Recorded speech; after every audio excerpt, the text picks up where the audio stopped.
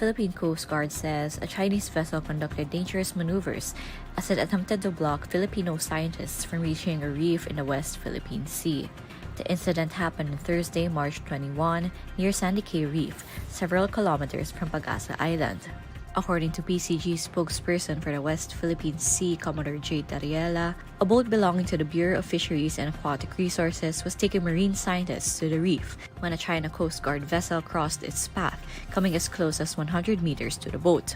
Tariela says the China Coast Guard vessel sounded a siren for more than 30 minutes to draw the attention of Chinese maritime militia boats in the area. On Thursday, the China Coast Guard said 34 Filipinos had, quote, illegally landed on the reef it calls Jiao, and the Philippines calls Pagasa K2. But Tariela refutes China's claim.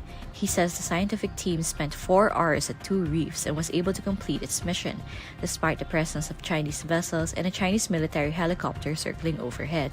China's claim over almost the entire South China Sea, including the West Philippine Sea, was already invalidated by the Permanent Court of Arbitration. President Bongbong Marcos vows that justice will prevail following the arrest of former Negros Oriental Representative Teves in Timor-Leste. In a post on X, the president lauds the collaborative efforts that led to the arrest of Teves, who was recently apprehended while playing golf. Marcos assures the public that the government will take all necessary actions to bring Teves back to the country to face the charges filed against him. The expelled lawmaker is facing charges for being the alleged mastermind behind the killing of political rival Governor Roel Degamo and 9 others in 2023. He is also facing charges in connection with the killing of 3 persons from March to June 2019 and for violation of gun control laws after high-powered weapons and rounds of ammunition were found on his family property.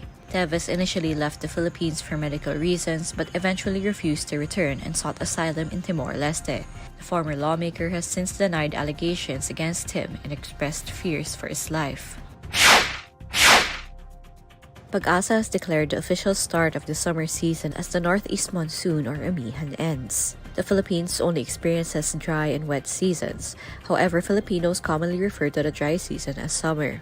In a press conference on Friday, March 22, Pagasa Assistant Weather Services Chief Annalisa Soles points out that this summer could be one of the warmest dry seasons ever recorded in the Philippines due to the ongoing effects of El Niño.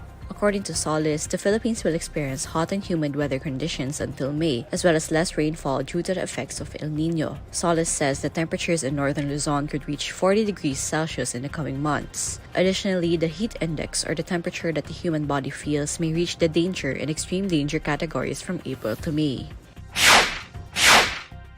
The recent arrest of expelled Negros Oriental Representative Teves is an example of how former President Rodrigo Duterte would be nabbed should the International Criminal Court issue an arrest order, according to former Senator Antonio Trillanes IV.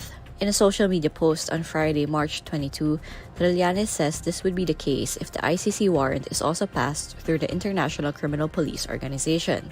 The former senator says the Philippines has an obligation as an Interpol member state, similar to how the Timor-Leste police immediately arrested Teves without questioning the validity of the red notice. An Interpol red notice was earlier issued for Teves, requesting law enforcement worldwide to locate and provisionally arrest a person pending extradition, surrender, or similar legal action.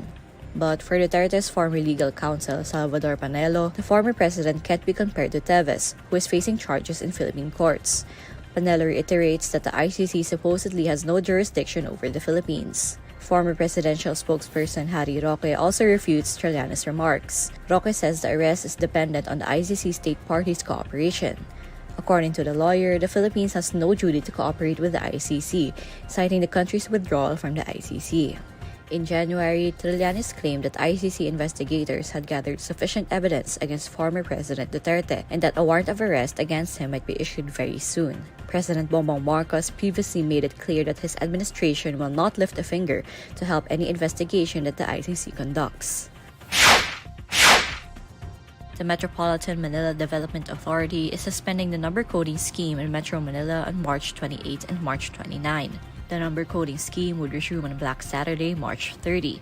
Number coding takes place from 7 a.m. to 10 a.m. and 5 p.m. to 10 p.m. Catholic Filipinos will observe Maundy Thursday on March 28 and Good Friday on March 29. Both days were declared as regular holidays under Proclamation No. 368.